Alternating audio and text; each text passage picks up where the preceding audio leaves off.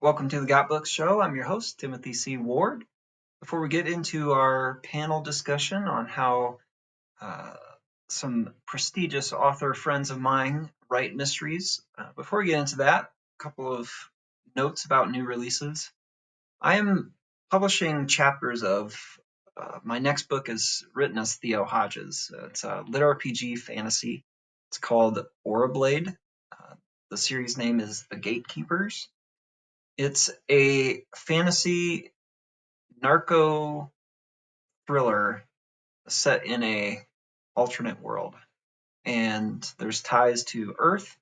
Uh, a brother tandem goes into this new world and essentially becomes gatekeepers to prevent the bad forces from reaching Earth. The lit RPG elements are pretty standard as far as choosing your class. There's some mystery there as far as the gatekeeper that welcomes them picks it for them, and then they have to adapt. So the older brother becomes a ranger, and the younger brother becomes a wood priest, sorcerer. And I hope you like it. It's going to be published. I'm working on the third book, so this is just kind of early. It's free over at Royal Road, and you can read those chapters. I'll put a link in there to the video. The other thing I wanted to mention is Evolve Publishing has each month they release audiobooks on sale. Generally, it's like $6.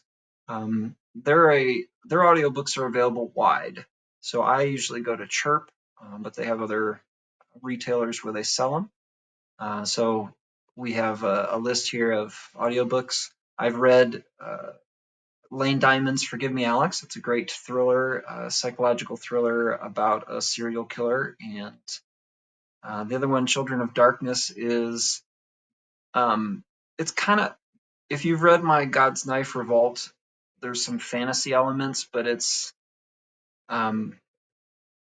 I don't know, it's kind of a whole different society. It's a neat book. So I recommend that. And then we had JF Cullen on describing her series, so check her out. And Jeff Altabeef has some thrillers here that look really neat. So check those out. And then before you do that, let's get into our episode here.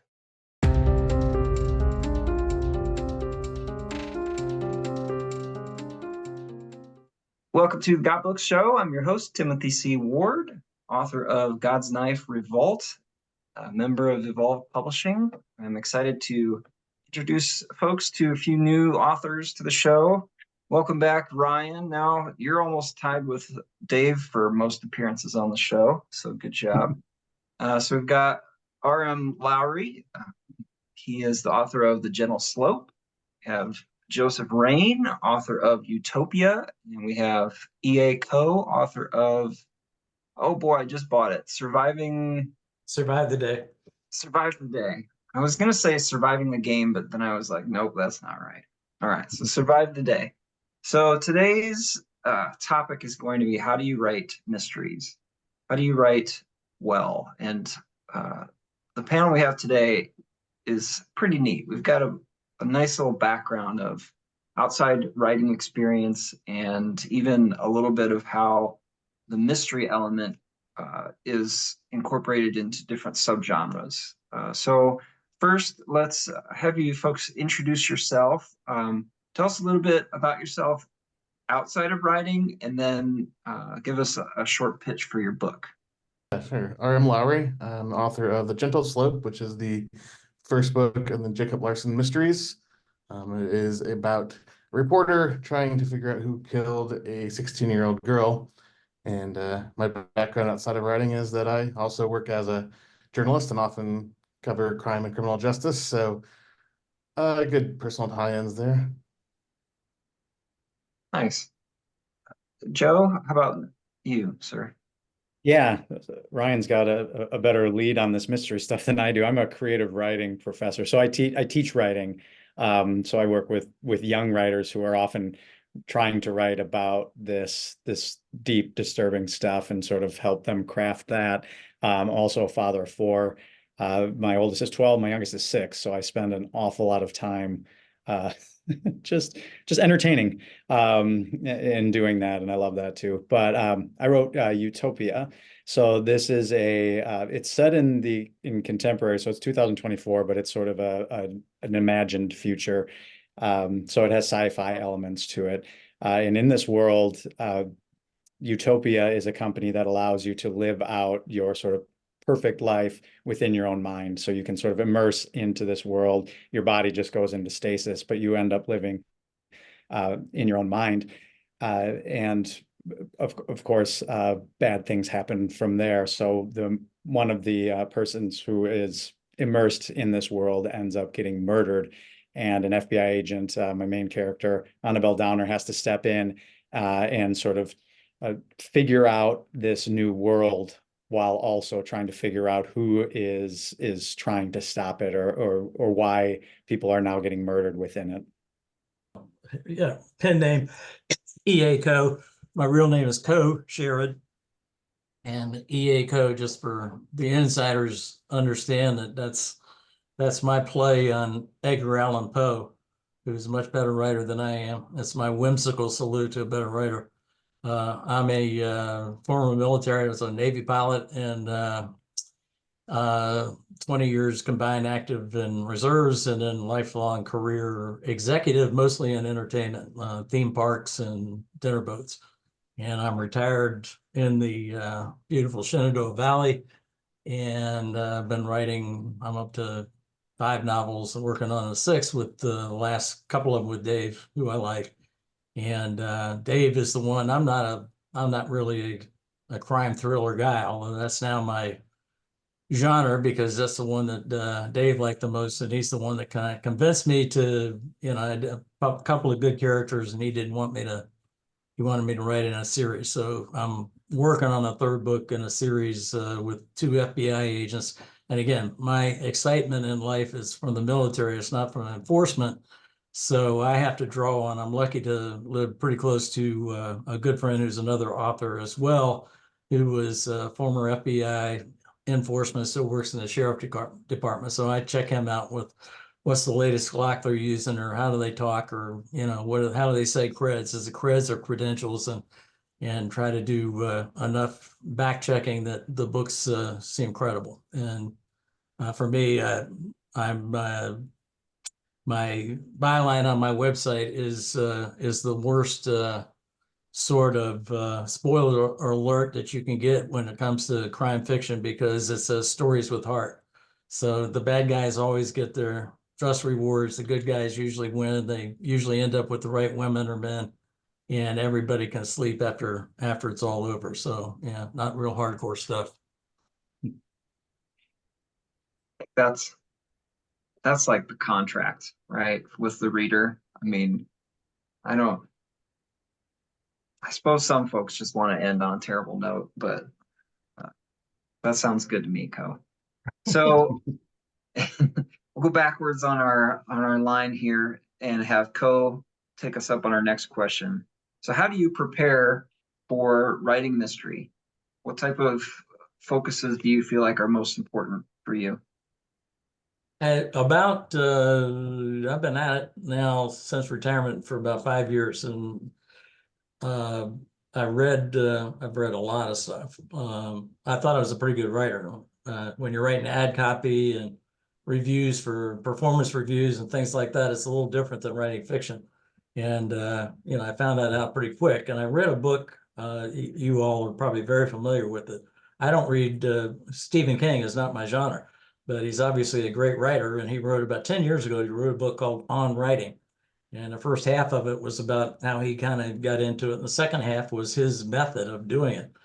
And it just, I thought the method was crazy, but I tried it on the 3rd book, and it's actually the one that I've adopted. And basically it says you start with an idea, concept to open the book, and you have sort of an idea of where you're going to end it. And then you just sit down and write. You just type, and don't try to edit. Don't try to get any opinions on it. Just go from start to finish.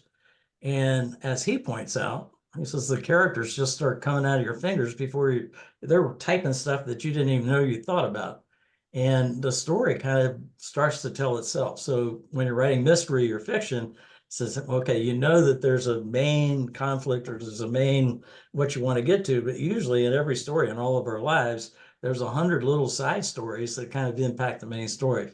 And when you kind of take that sort of spontaneous approach to it, they kind of come out of your mind as you're going, and characters kind of come out of the woodwork, and pretty soon you have a new character that you never thought of before. So the mystery part for me is, yeah, there's always a main, but then I kind of let the imagination go and kind of let it kind of fly. Again, with a lot of help from my enforcement friend to make sure that it's credible. Nice. How about you, Joe? What do you think are focuses for preparing?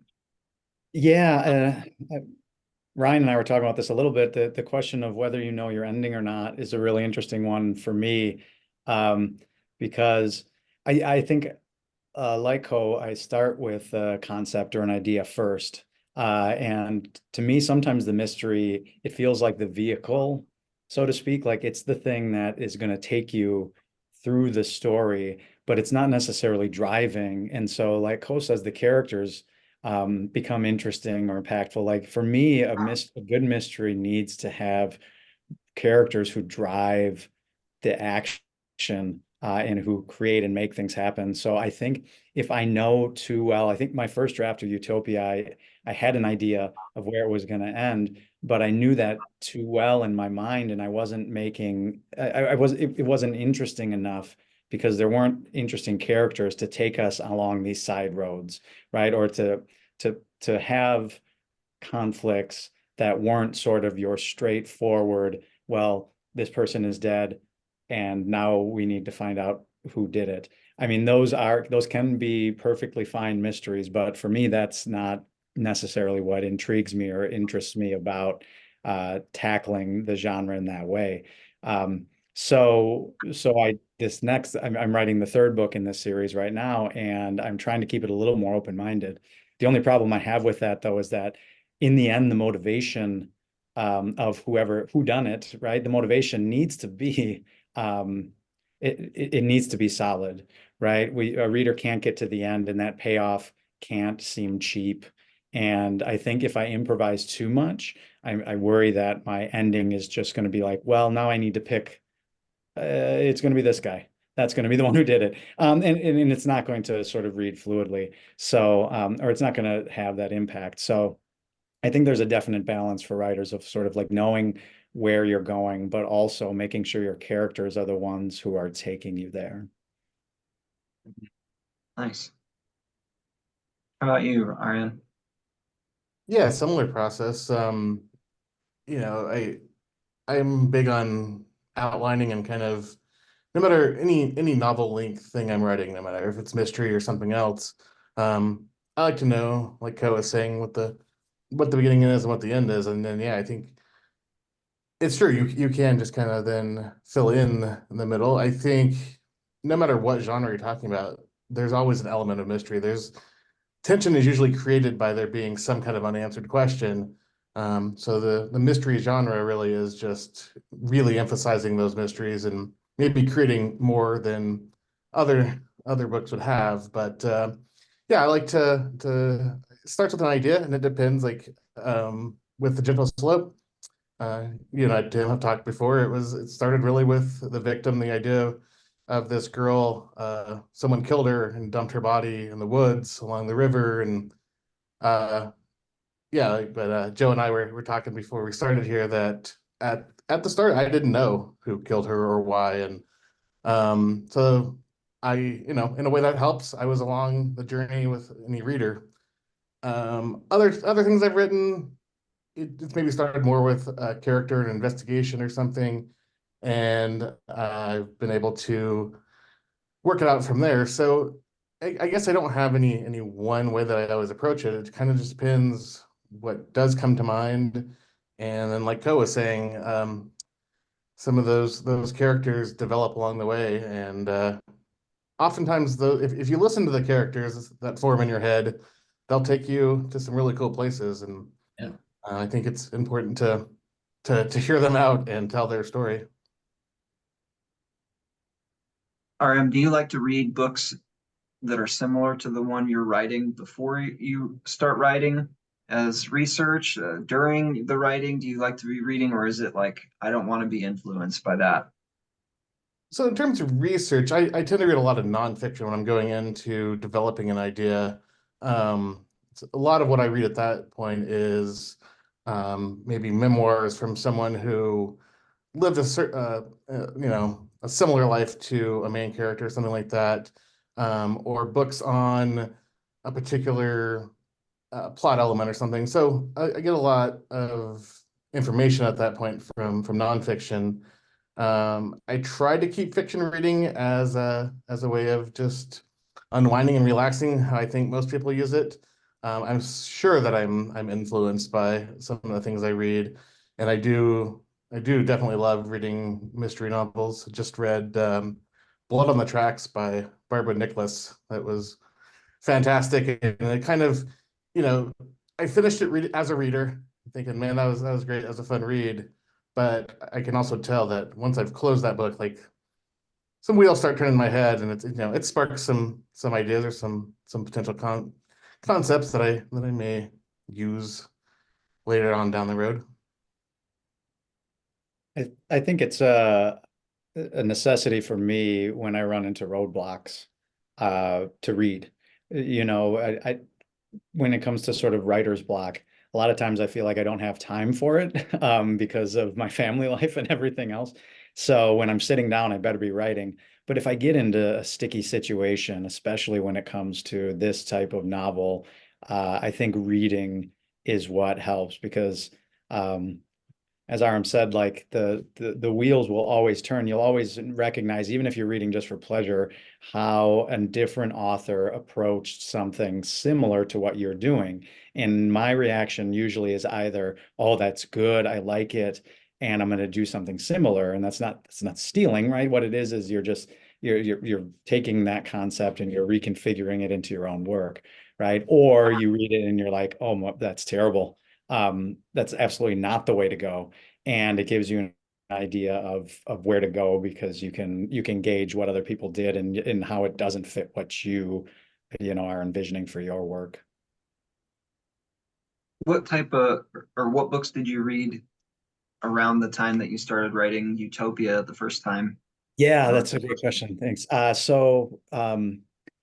Actually, Dave Eggers' The Circle was the first book that I was reading at the time, which isn't a mystery, but it's sort of like a technological dystopia. It's like a social media technological dystopia. And one thing that sort of circled my mind around was the concept.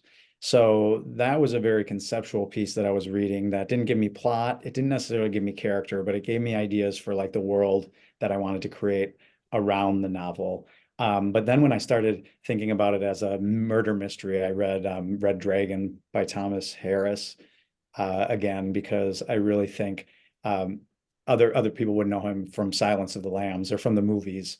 But Red Dragon was his first sort of like big hit crime novel, and it's really well done. And so that was the book that I had read to sort of look at ways of planting those seeds or like breadcrumbs of mystery in a story. That way of getting the middle. Because as we were talking about with the big plot arc, I like to think about it as like a sports metaphor, like throwing a football, right? You can throw your big question is your throw way downfield. But a reader's not going to follow you all the way to the end of a book if all they care about is that one big arc, right? The whodunit. And I think that book for me, there are so many little mysteries that get solved almost chapter by chapter that said to me, okay, I need to instill something in each chapter that builds to that big mystery, but also like answers some of those smaller questions or creates different questions and sort of builds in that way. yeah, I'm read 30% into Utopia. It is a very engaging read. So I think that you certainly did uh, lay out, what exactly is Utopia, and some of these smaller questions. What does the society look like, and those type of things. And RM, every chapter ended with a little bit of the mystery resolved, and enough crumb to want to eat some more. So that's been good too. All right, Ko, how about you? What type of books did you like to read? I'm kind of all over. I love when you become a sort of an author. I think you really appreciate the great authors even more. I mean, if I sit down with Steinbeck or Hemingway or even Daffy du Maurier, old ones, you go, wow, they really had it. And they violate a lot of rules that we know, like today, there's a lot of background in some books that would never see the publishers. But I enjoy reading those just to see, wow, there's a lot in style and there's a lot in mood and how they create that, and then try to apply that. But honestly, in the last 4 or 5 years, once you get into a group of writers and I have a local group here, I spend most of my time, if I'm reading their work to try to help them, with down the path. And, some of it's pretty good. Some of it, everybody should be reading. A lot of it, as you know, there's a lot of us that don't write so well. So you can read a lot of indies that, you can waste a lot of time with it. So the one thing that absolutely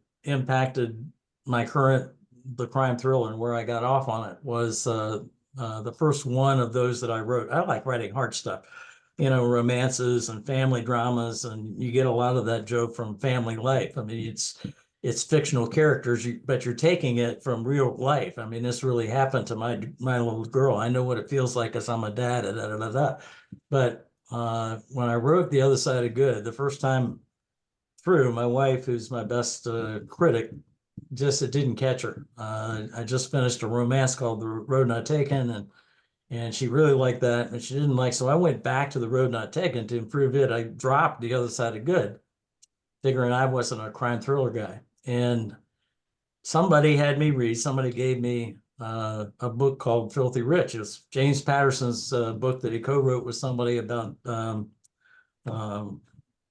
what's his name? The guy that killed himself in jail. This is before Jeffrey Epstein. And that's the first time he hadn't even gone to jail yet when that book was written. And I was horrified that, trafficking and pedophilia from major public figures was so commonplace in the United States. It shocked me. And I did a little more research on it and come to find out that, yeah, it's not just in Asia and Latin America and other places that, there's a pretty good trade in human trafficking, even in the United States. And so that gave me, on The Other Side of Good, the bad, and The Other Side of Good was a drug dealer. Well, I found something that was lower than drug dealing. It was human trafficking. And I could make that my base. And it allowed me to make the drug dealer, he was the other side of good. He was a bad guy, but there was a good side of him. And he kind of just equated himself to being sort of like a cigarette salesman. And so that gave me a real twist that people hated that drug dealer when they started the book. By the time he got through it, and he's the one that uncovered the human trafficking, all of a sudden the readers, I didn't do it necessarily on purpose. It was just a little bit at a time. By the end of the book, you didn't want him to die. And so it was a great twist. And that's where, if I hadn't read Filthy Rich, I'd have, number one, I'd never known how horrible human trafficking was or how prevalent it was. And so human trafficking has been sort of my bad crime in the last two novels. It's not going to be in the next one. I'm tired of it. But the reading part, and thank you, James Patterson, or whoever really wrote the book, but it was a good book. All three of you have great starts to your books. Would you mind reading the intros to your books, the intro scene? Do you guys have your a copy with you? Okay, so you haven't probably seen this book. It's just out a couple of weeks ago, and it's a continuation of two FBI agents named Budnari and Hill from Peddling West. It was by the book before that, and I was so afraid that Dave wasn't going to allow me to put the prologue in. I thought he said, this has nothing to do with the story. He would just exit out and say, it's irrelevant. Because the story doesn't start out with Hill and Budnari. It starts out with, well, I'll read the first couple of paragraphs, but it basically starts out with, again, human trafficking, as you can imagine, on our southern border asylum seekers coming up and trying to get in the United States, whew, that's rich territory for traffickers, because they'll do anything to get in, and a lot of them do get picked up and gotten across the border. They become trafficked. And so the first chapter is really about these two kids coming up from Mexico as asylum seekers. But the book starts out with, in Spanish, "Otras preguntas?" he asked, pointing the revolver toward the 6 remaining women. "Do others have questions?" The nameless young woman who'd asked the last question lay dead next to the wall, blood oozing from the wound to her forehead. 18-year-old Carmen Vasquez, recently from Guerrero, Mexico, desperately fought the urge to vomit, terrified to move a muscle. The woman beside her sobbed softly. Nobody spoke. "Bueno," said the man. "You should remember that your new guardian will be as impatient as me. In an hour, we'll leave for the city where you'll work. The box I brought contains a change of clothes for you, and the suitcase has cosmetics. Leave the rags you wear behind and be ready to depart when I return." That's kind of the start. And what happens, then chapter 1 starts with, okay, the agents are outside this door where they're coming out, and they're going to try to rescue these 6 women, and they do. And then the story takes up. And my premise there is, and I was going to argue with Dave, but he liked it. He left it in. My premise is everybody's story starts with somebody else's story. We intersect at some point in things. So I started the book in the middle of these 2 kids coming up from Mexico story. And I actually tied it in at the end. The little girl, Carmen Vasquez, who vomited at the end of the book, she's in an airplane looking down, and she's the new ambassador to China. This is 20 years later, and she's marveling at how the world has changed in 20 years. And so it kind of ties back in. Nice. Go ahead, Joe. Okay, mine too is from a prologue, actually. And so my prologue is set 10 years in the past, so 2014. I started it there because I thought I needed a concept to explain the concept too before there was the murder. So initially my draft started with the murder right away, but I realized I hadn't explained like the world or what made up the world, and it didn't quite make sense. It was just information overload. So in this prologue, what we have is Sonia, who is the creator of this utopia. This is a place that it's not popular yet. It's very underground, and she's invited this U.S. senator to come and be part of a speech to sort of legitimize it, right? To sort of make it. And this senator is very, very much against it in this moment. And this is sort of the end of the prologue. He says, "You're a savior to these people. This is a cult, and you, their demented leader." The boy looked to him. He has a boy there with him. The boy looked to him, discomfort in his squeamish stare. The senator appreciated this. His words were working, even if they hadn't yet registered on Sonia's unflappable face. "I'm leaving, but I cannot let what I've seen here today go unnoticed. I'm alerting the authorities immediately." Sonia finally lowered her eyes. She walked to the corner of the room and picked up her baton and stared at it wistfully. The senator had finally struck her an indelible blow. The show was over. When she looked up again and resumed her erect posture, he felt relieved, reassured that this wouldn't go the way many of these disasters went, that she wouldn't kneel before him or cry on his shoulder. She would accept her failure with some dignity. She breathed in, her neck elongating, her eyes unnaturally large. "May I show you just one more thing before you go?" He turned to the boy. "Let's go." "Please," she said. And in her brief pause, he heard a clock's relentless tick behind him. "You've come so far." Before he could interject another word, she flourished her thumb across the baton, washing the room in a tsunami of sound, and a screen alighted. The senator turned to it. At first, he couldn't be certain what he was looking at, but as it came into focus, his pulse quickened and his eyes widened. Sonia's stare, the pain in his leg, the boy behind him, all fell away. Finally, the senator could see. And so that's the end of my prologue. And so the senator becomes a key fixture in sort of making utopia happen from there. And then in the first chapter is it's established 2024. So we've jumped ahead 10 years. Utopia is an established commodity. There's 500,000 people in it, and that's when the murder happens. All had a great touch on cultural problems, as Co was saying, with the human trafficking. Recently seeing our southern border has opened up my eyes to just how much these women get, and these victims get trapped. They want to get into the country. Well, if they're going to pay the cartel, what's going to stop the cartel from either killing them or blackmailing them for the rest of their lives? And so Co's the start of his book.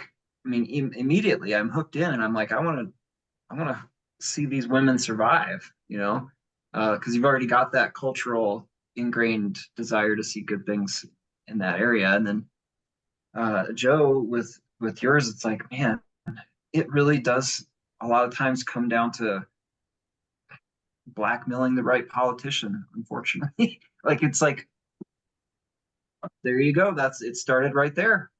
Right. So yeah, it's the like public perception, right, is so key. An idea that seems like crazy, especially with technology, right? Like an idea that seems like, okay, this if we sat back and thought about it, we'd be like, this is not a good idea, and maybe we should stop and think about it. But if the right people start pushing it or using it, all of a sudden it before our eyes, it's already happening, and we haven't really thought of the implications. And passionate people can make even bad ideas successful. So, that happens in real life. And so your prologue sort of makes that credible, so that the reader then for the rest of the book says, okay, I can understand how this could happen. Right time, right place, right people.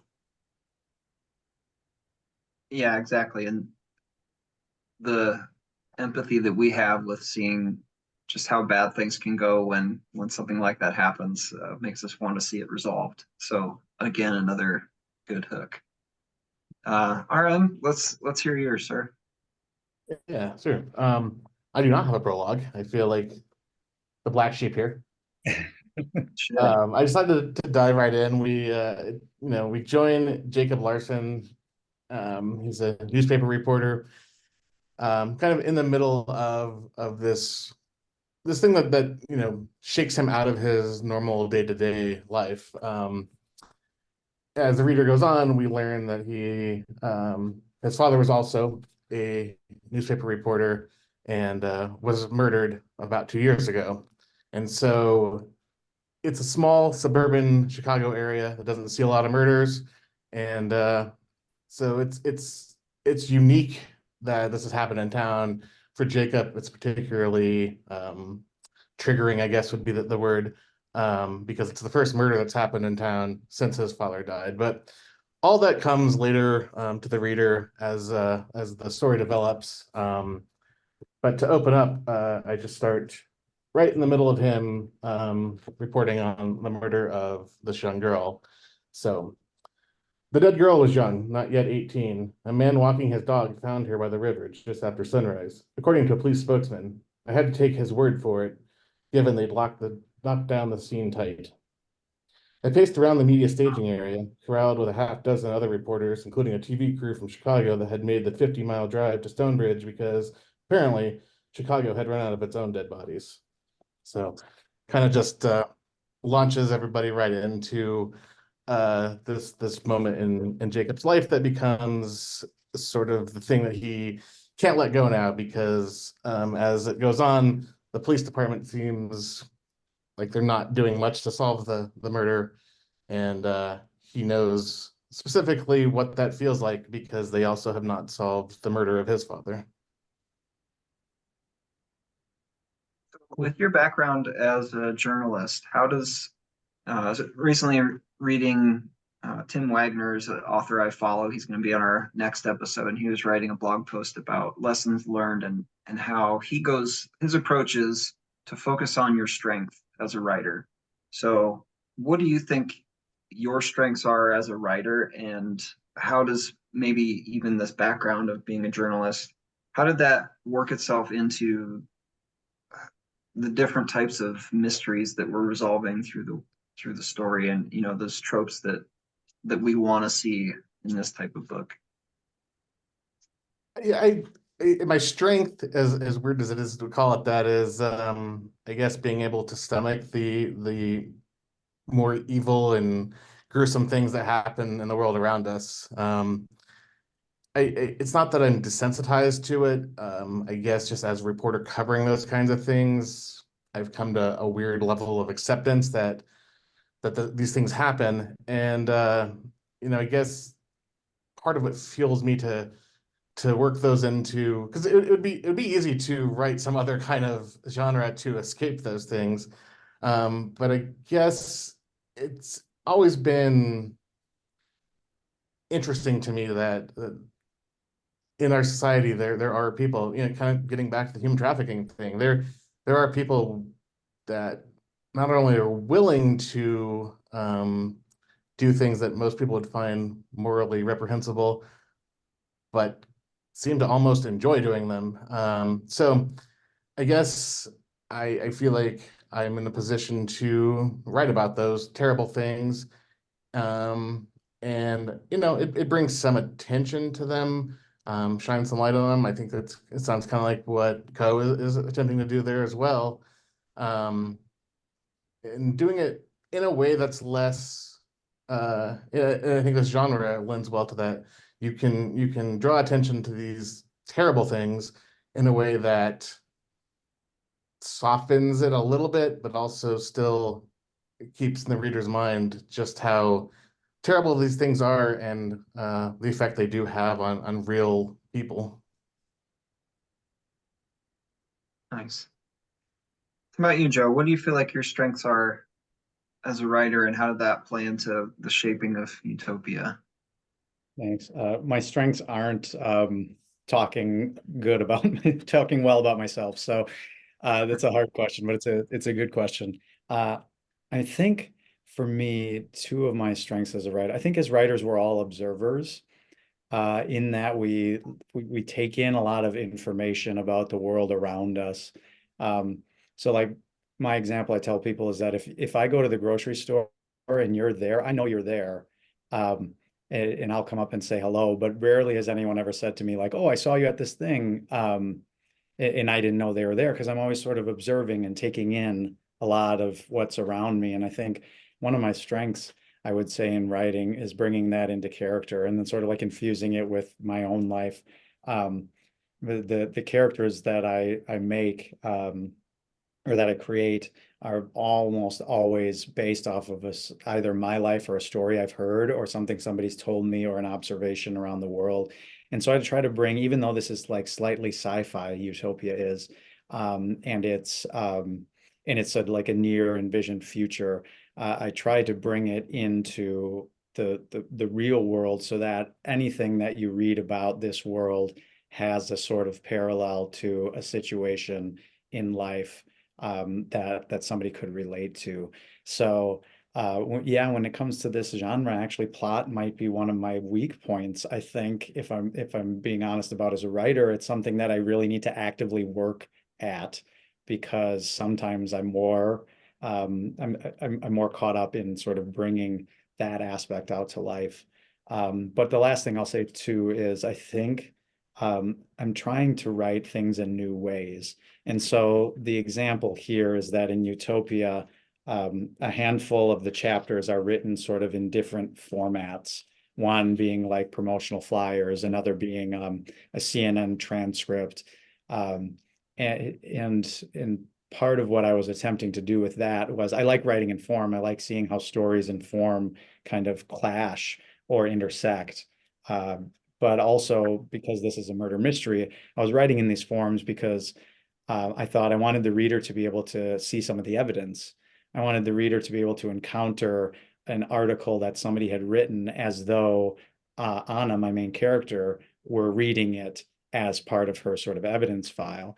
And I think one of the things that grates at me when I'm a reader is if I know what's coming, if I know exactly what's going to happen, if it becomes predictable.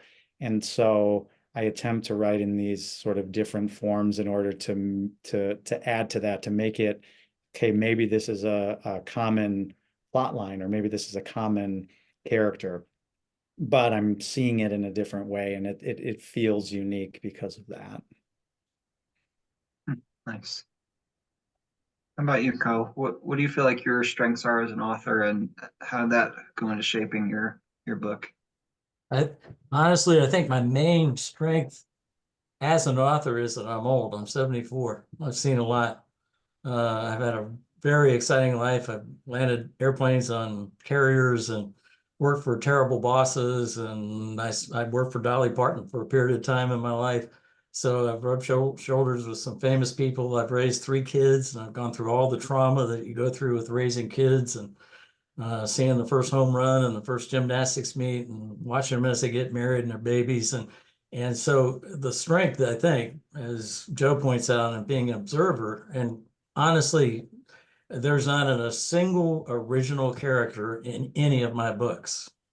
There's no one single person in any book. It is exactly one single person that I've known, but every character is an amalgamation of the thousands and thousands of people I've known, the good and the bad. And the one thing that I kind of rail against, I guess, I don't like reading books that don't have any credibility at all. So often now the action heroes on TV or in the books are like superheroes. They have gothic powers that, yeah, nobody can do that. Nobody can stop a bullet with their hand like Superman. And so I try to make my characters, the good ones and the bad ones, people that are normal, that are flawed. The heroes are flawed. Maybe they have a drinking problem, or they've done some bad things in life once or twice, and they've learned from their mistakes. Even the bad guys, some of them, they have a side to them that says, "Oh, I understand how they could get into that." Even on trafficking, it's pretty hard to find. How can you make a criminal that's in trafficking have an ounce of goodness in him? Well, Mo Rin, who's the guy in Survive the Day, as RM points out, he's desensitized to it. He's a greedy, rich guy. People from where he come mean nothing more than cattle. They're like sheep. They're like cows. They're just another product. And so he doesn't equate them. And we've done that in our own lives or in generations past with slavery. People just don't equate those to real people. So when you try to put yourself in those shoes as a reader, you say, "Oh God, that's awful." But I guess I can understand where he comes from. And then you can understand the crime. And my way of writing mystery is not so much people know what the crime is and who did it, but the mystery is, how are these guys going to solve this? Or how is this eclectic group of people going to get together and pull together what they need to do to get ahead of the bad guys? So and the last thing I'll say is all my books, people tell me, "Man, you really write strong female characters." Well, I'm all male, man. I've done all male things my entire life and played sports or whatever, but I'm married to the strongest, 52 years now, strongest woman that any of you have ever seen. I've associated with strong women my entire life, so I understand them better than anybody. I can write about them. Nice. So I want to ask about your main character for all 3 of you. How would you say the mystery or the main mystery of this book forced your main character to change with it? And Ko, so I am new to your work, but I like what I've read so far. There's a lot of Can people. Can you start with surviving the day? Is it like episodic? Is there a thread that goes through from the book prior that I should know about? Um, the main character probably would be Marina Butinari, who's a female FBI agent. And people don't really realize it, but she appeared in The Other Side of Good. She wasn't named. She was one of the traffic victims that were saved at Dulles Airport. She was coming over from Russia, and she and 2 girlfriends were saved. And the guy that saved her got her into school down in Florida. She got into the FBI, and she became an agent. In Peddling West, she's comes in at the end of the book to help the bicycler finish her trip to California. There's some bad guys involved. And then so she picks up with the partner that she had sort of adopted at the end of Peddling West and Survived the Day, Doug Hill. And the thing about Marina as you go through the book is she's flawed. She's really smart. She's overcome some terrible things in life with trafficking. She has an axe to grind about traffickers, but she's impulsive. You know, she's so smart, she gets ahead of herself. Doug Hill is the staid, good, big, always there sort of backup guy, and he balances her out. But she makes through the book, she makes some terrible mistakes because she's so emotional, she's so caught up in it, and she just wants to get these bad guys, and she makes errors that almost cost them their lives, almost cost them their mission. And as a reader, you're going, don't do that. You can't do that. You can't do that. And yet she does it. And she does it a couple of times until by the end of the book, you're like, okay, the only way she gets through, the only way the book's solved is that this fairly staid, kind of conservative Doug Hill kind of helps keep her out of trouble. He doesn't try to get ahead of her. He doesn't try to harness it, but he's always there. He's always got her back. And the book is more about the importance of teams and the importance of partnerships, and none of us can do this alone. We're all dealing with flawed characters, and we have to figure out how to take this group of flawed characters, use the good parts, throw away the bad parts, and win and survive the day. So Very good. How about you, Joe? Yeah, great segue because my main character is a female FBI agent as well. So Anna was I read Candace DeLong's Special Agent: My Life on the Front Lines as a Woman of the FBI, and that really influenced her character because the idea of sort of a woman FBI agent, always emphasis on the former, and having to sort of fight uphill for the respect to that is somewhat given to her male counterparts, was a real driver for her as a character. So she was a video specialist. And why she was brought into Utopia is because they have to look at these sort of screens and get a lot of video footage from these immersers' lives. And so she brings like an eye to detail, and she has to sort of be tough whenever she goes into a room and make sure that as Ryan was saying, those unseemly parts of the world, they don't want to sort of shield her or say, like, look away, that she's like, I've been handling this my whole life, and this is what I'm here to do. But she also, I think, one thing about me for main characters, especially in things like mysteries, is they need to have real lives too, right? FBI agents aren't just always solving murders, right? They go home and they have wine. They have family lives, or in this case, a broken family life for Anna. She and her husband separated because their daughter died tragically when she was young, and so she's sort of yearning for like a semblance of family life and regularity in the midst of doing this investigation on what is sort of like, quote unquote, the first cyber murder of the world. And I think when thinking about her journey throughout this, she's questioned, she struggles, she makes mistakes, but as a main character in a mystery, they always have to be sort of catalysts to figuring out the mystery. And so her instincts have to be better than are her superiors, than are her subordinates, than are the people who are working with her. And so for me, that was a big part of her journey too, was just, even though, not spoiling the end where it ends, she has to be the one, right? The driver that makes those discoveries. And I think for her, that's validation in what she's doing, and in feeling like she is just as good as anyone else in this case and deserves to be the one in charge. Nice. I can definitely appreciate the battleground between instinct and discovery, and that growth of each day. That's what we do each day, and she's got quite a problem with Utopia to solve. So, Yeah. Nice work. How about you, RM? For Jacob, his growth comes in finding his own way, both in life and as a journalist. he grew up idolizing the work his father did and very much wanted to be like his dad. Most of his adult life, he's been a reporter, and he, on a somewhat not so deep level, has been trying to seek his father's approval, and even in death, like he has this drive to impress his father on some level.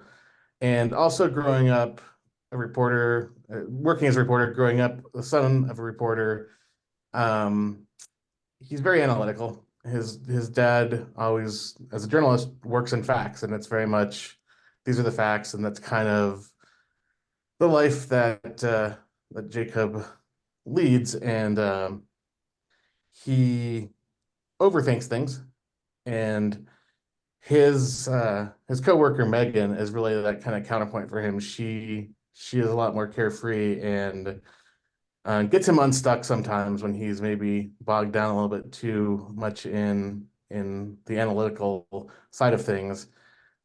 So really, just in the first book, he has a pretty good transformation of being able to find his own path a little, something that will deepen as the series goes. But for him, that is the big journey is finding out that he has his own life separate of that of his father, and kind of the legacy of his father that he finds himself living in. I enjoyed that plot line between him and his father and his aspirations as a reporter.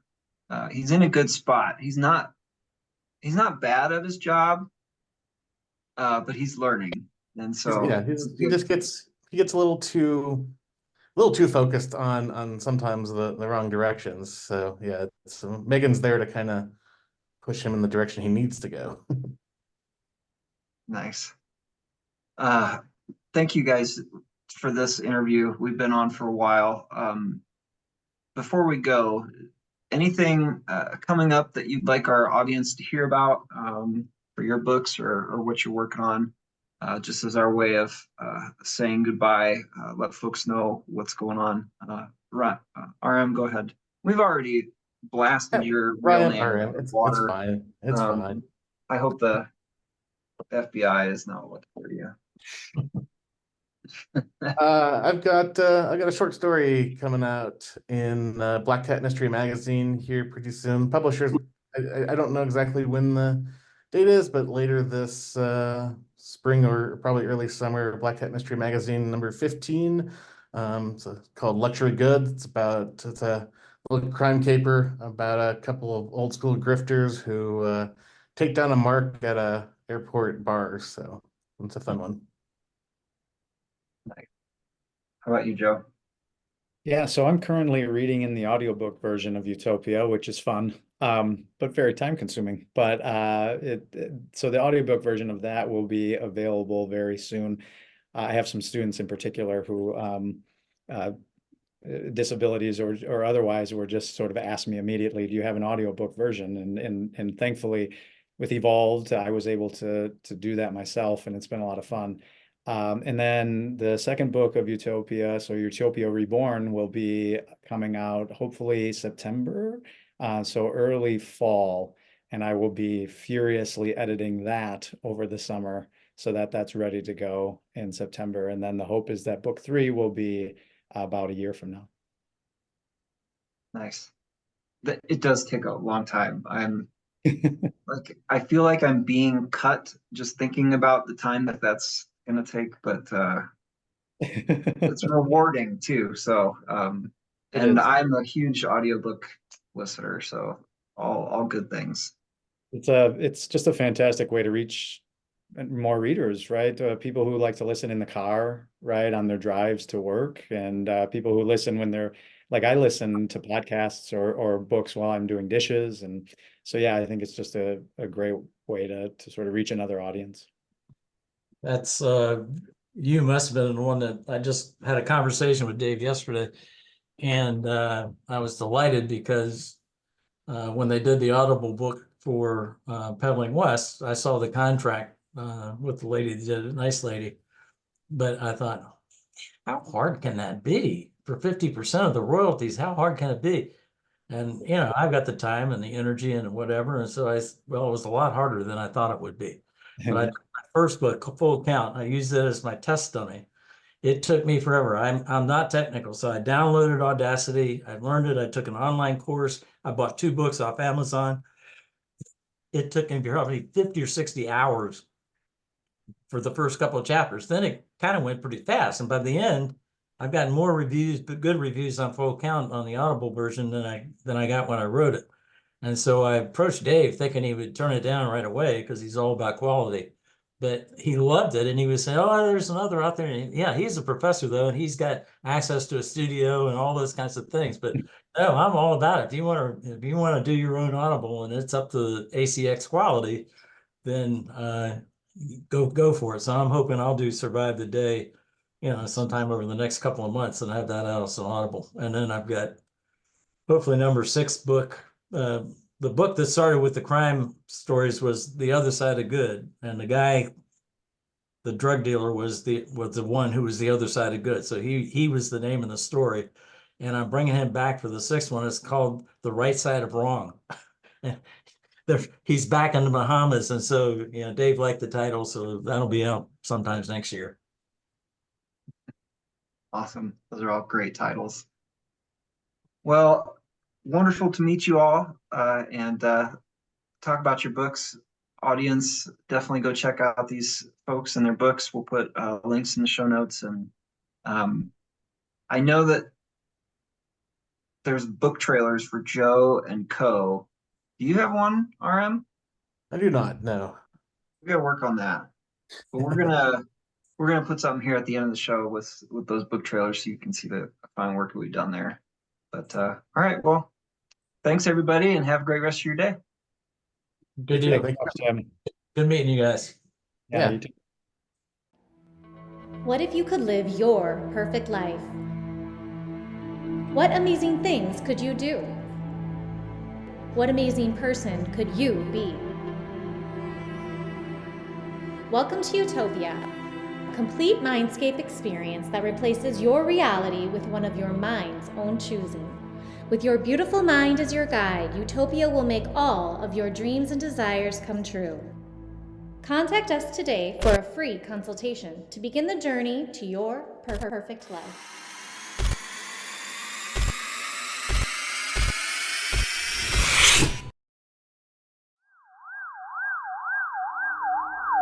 Breaking news. This just Our in. top story tonight. Murder at Utopia Tower. An immerser brutally murdered within his own utopia. The world of perfect dreams just became a nightmare. Authorities are baffled. The FBI has assigned Special Agent Annabelle Downer, one of the Fed's best, but not without some baggage of her own. Who would want to see Utopia Is burn? Downer really the right woman for the Can job? anyone stop this cyber murderer before he strikes again?